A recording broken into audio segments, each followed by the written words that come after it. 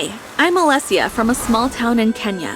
Growing up, I was stubborn and also a happy kid, even though my mom worked as a servant for the wealthy Chief Mwangi at his farm. I always felt like part of the family because of the chief's son, Barasa. He was my best friend, and he did almost everything with me. He helped me with chores and even stopped me from cleaning his room whenever I had to. It was fun, until his uppity father stopped him from hanging out with me. Barasa, you're better than playing around with the servants. I want you to stay away from them from now on. What Barasa's father said hurt me, and I knew it had something to do with the fact that Mum and I were poor. I became envious whenever I saw Barasa with his wealthy friends. So, one day I devised a plan to change his opinion of me. All I needed were the same expensive items that his friends wore. I began to put a lot of pressure on Mum to get them for me. Mom, I want that dress. How about we go to the yard sale over there? They sure do have some nice clothes. I hate them. They're ugly and cheap. I knew our poor situation was none of Mom's fault, and later that evening, she surprised me, and I was so overjoyed. Honey, I saved some money and got you those Louis Vuitton shoes you wanted. Thank you so much, Mom. I have no idea why you need all these things anyway. We can do without them. I didn't tell her that I needed them because of Barasa. He had a swimming party that night, and I wanted to make the best impression possible. I was going to show everyone that I wasn't just a regular servant girl. When I walked into the party dressed in one of my mom's old fashionable gowns and the Louis Vuitton shoes, everyone turned to stare at me. They made me so nervous that my heels shook so badly and I fell into the pool. Barasa quickly jumped in to save me, and I couldn't help but admire his strength. He lifted me as if I weighed nothing. What did you think you were doing, Alicia? This isn't your style. If your dad hadn't said those mean things about me and my mom and ended my friendship with you, I wouldn't have been trying to prove him wrong. I'm sorry about Dad. He's a little harsh sometimes, but you should know you're my best friend, Alicia. Nothing can change that. Then why do you hang out with them instead of me? I'm only doing it to trick my dad. Besides, you don't have to change anything about yourself to prove him wrong. I don't care what you look like. The moonlight danced on Barasa's face, sharpening his features and making him more handsome. Suddenly, Mum walked in on us. So, this is where you've been all along, and I've been looking for you everywhere. Mum freaked out when she noticed my position in Barasa's arms. For some reason, she had never liked him much. Do you want us to lose our jobs as servants, Alessia? His father warned you to stay away from him. As soon as Mum was done yelling, dragged me away from the pool. I couldn't have been more embarrassed. Later that night, she sat me down and talked to me. Honey, life isn't all about wealth, but how to stay fulfilled with whatever you have. I'm disappointed in your actions tonight. When she finished, tears streamed down my cheeks and I hugged her. I'm sorry for everything, Mom. I'll be better. And I did become better. I did all my chores diligently while Barasa continued hanging out with me during moments his father couldn't see us. Our friendship grew stronger, transcending beyond rules set by our parents. A few years passed by and Mum fell ill. She was bedridden for weeks while I cared for her. Every day was filled with hopes for her recovery. And one particular day, she told me something that shocked me. Honey, I think it's time we moved out of here into somewhere better. I want to give you the life you deserve. I wasn't a fan of the idea. Moving out meant saying goodbye to Barasa and the horses I'd grown attached to. I needed some space to think. I left Mum alone and dashed to the stables where I found Barasa and told him everything. I don't know if I want to leave you and everything behind yet. Then don't. Don't let your mom take you away from the farm, Alicia. You can stay with me. I'll take care of you. Barasa's words followed me for the rest of the day, and when night reached, I went back to Mum. Mom, I don't think I'm ready to leave the farm yet. But Alessia, I think it'll be better if you let yourself heal here. The nature will give you more peace. Fine. You've always been a stubborn child anyways. I love you, Mom. I love you too, baby girl. But there's another thing I need to tell you. Mum grabbed my face and looked at me with an expression I had never seen on her face before. It was fear. There are, some things you don't know about and don't need to know about yet. What do you mean, Mom? She ignored my question and continued like I hadn't said anything. If anything should happen to me, there's a box of valuables buried next to the cherry tree in the farm. Take it and run away. Do you understand me, child? I was speechless, so Mum shook my shoulders. Do you understand me, Alessia? No, Mom, and you're scaring me. What's happening? You don't need to know, but you'll do what I say, right? I mumbled out a small right and watched as her expression shifted to normal in milliseconds. It was scary. Now, honey, come give Mummy another hug. Mum felt strangely better the next morning and dashed to the market to get some dairy products. She put on shades and a wig before doing so, as if her performance the night before hadn't been strange enough. Everything made me so curious, especially when Mum didn't return that night. I panicked and dashed to Barasa with the news. My mom hasn't been back all day, Barasa. I think something happened to her. I've got this. I'll rally some villagers and search the town for her. It's a small town. She can't be far. I joined the villagers in their search. As we ransacked the forest, I felt a hard object under my foot. I picked it up and found that it was an ID with Mom's passport. Her name on it was Nuella Smith, which was different from the Jennifer Howard everyone knew her as. Mom was hiding something, and I could feel it. I noticed a movement to my right and quickly hid the ID in my pocket before turning around to see Barasa emerge from the bushes with a solemn expression. I'm sorry, Alicia, but we couldn't find your mom. Footprints in the soil suggest she might have run away. I gulped and turned away from Barasa as my eyes watered with tears. I couldn't believe my mum had left me. After that day, life on the farm felt different without Mum. I had planned to leave as well, but Barasa persuaded me to stay. You don't have to leave, Alicia. I'll be inheriting the farm in a few years, and by then I could marry you, and we could live happily ever after. I mean, that's if you want. Hearing Barasa say those words made me feel a bit queasy. Of course that's what I want, Barasa. But is that what you want? He gripped my chin and stared at me with such intensity that it made my stomach churn. That's what I've always wanted, Alicia. I've been in love with you since we were kids. I'm in love with you too, Barasa. Barasa kissed me and fireworks went off in my head. 3 days later, I was in the coop feeding the chickens when Barasa walked in with a sad look on his face.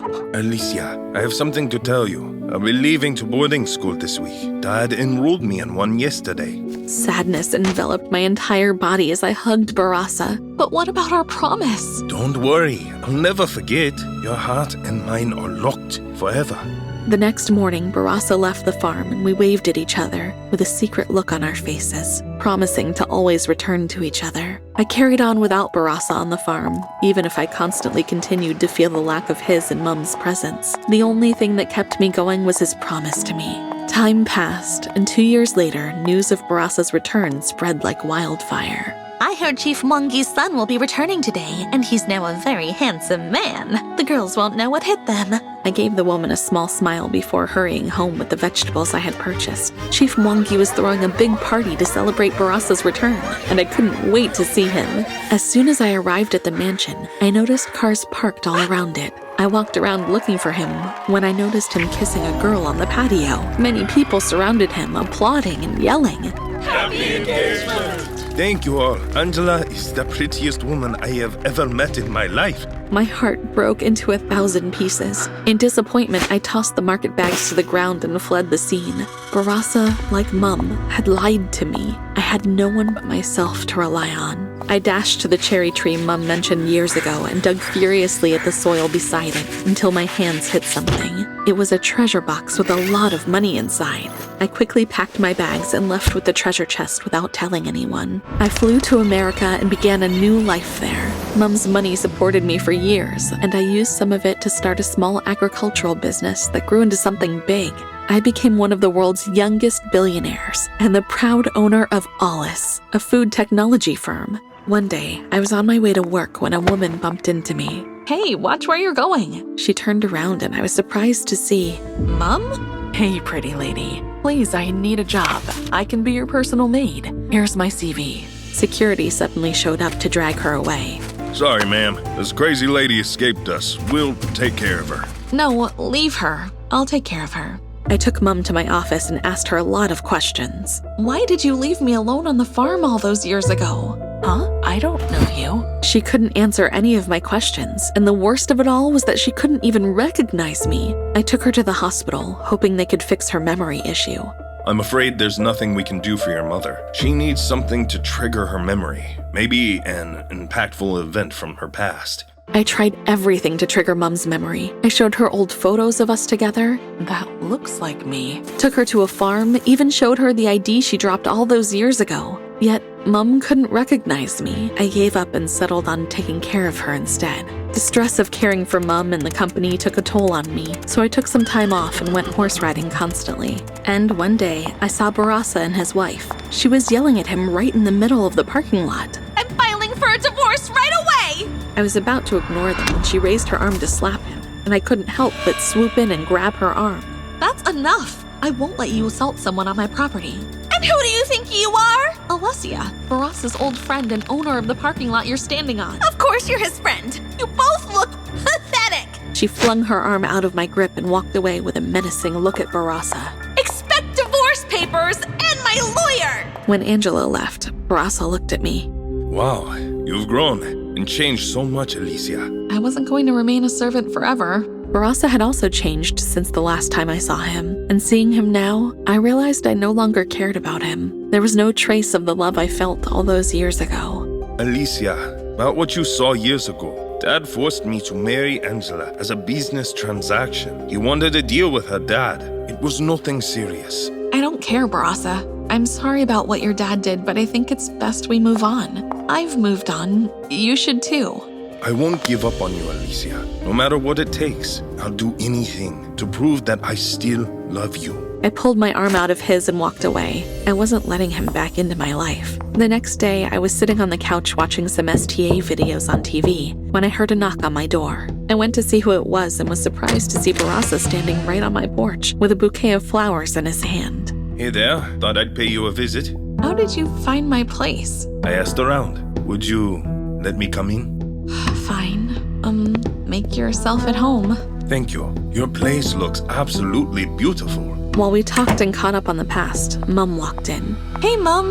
Meet my friend Barasa. You remember him, right? She gave him a strange look, then approached him and sniffed his scent like a dog. Her pupils dilated and she pointed at Barasa. I know that smell. My memory's suddenly coming back to me. I knew I should be relieved that Mom's memory had returned, but I was offended. I was her daughter, and she couldn't even recognize me. But then she remembered Barasa, whom she didn't even like. She was also acting strangely and scaring Barasa. Hey, Mom, that's enough. No, Alessia, that boy and his father are criminals. That's a lie. You're a crazy woman. I remember everything.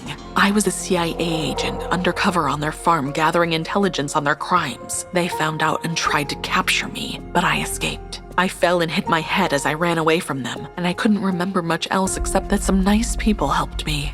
Wow, that's a lot. Are you sure, Mom? Yes, honey, it's why I wanted us to leave the farm, but Barasa and his father were threatening to take you away from me. I couldn't tell you because I didn't want to get you in trouble. Everything Mom said shocked me to the bones, and I stared at Barasa, who avoided my gaze. Is this all true? She's lying. Can't you see? She left you, and I took care of you. No, you didn't. You only wanted her to trust you so you could turn her against me. What?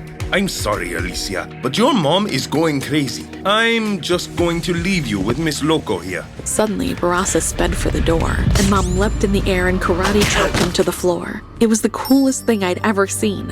I never knew Mom had such skills. I've gathered enough intel on you and your father. You're not going anywhere. She rang for someone, and minutes later, suited men in shades showed up to the house. Thank you for your hard work, Noella. The president will reward you for doing a good job. I strolled up to Barasa and gave him a resounding slap. I can't believe you were only playing me. All that talk about love and you suddenly reappearing in my life? It all makes sense now. Barasa's expression instantly shifted to anger, and he seemed nothing like the boy I knew all those years ago. I wasn't playing you at first. I really liked you, but your mom had to go snooping around. Always keep your enemies closer, Dad says. And you and your mom are my enemies. Good. I hope we stay that way. You're a jerk. Enjoy your time in jail. I watched with a smirk as Barasa was dragged into the car and driven away. As soon as he left, I turned to Mom. So your name's Noella. I wish you had told me instead of keeping me in the dark. It was for the best, honey. Again, I'm really sorry. I'll spend each day making it up to you. I hope so. I threw my arms around her in a hug, basking in the scent and warmth of her body, which I'd missed. I've missed you so much, Mom. I was really scared you'd never remember me, and then when you did, I got mad that it only happened because of Barasa. I felt like you didn't love me. Don't say that, baby. I love you. And as for my memory, I couldn't control it, but remembering you is the best thing to have ever happened to me. I've missed you too. Mom and I stayed in the hug for several minutes until I remembered someone we hadn't spoken about. What about Chief Monkey? What'll happen to him now? I figure he's already heard about everything and is on the run, but we'll get him. He can't run forever. You're super cool, Mom. The next day, Mom was invited to the White House where she received an award of recognition and excellence from the president. I couldn't have been prouder of her. You know, sometimes our parents did mean the best for us after all.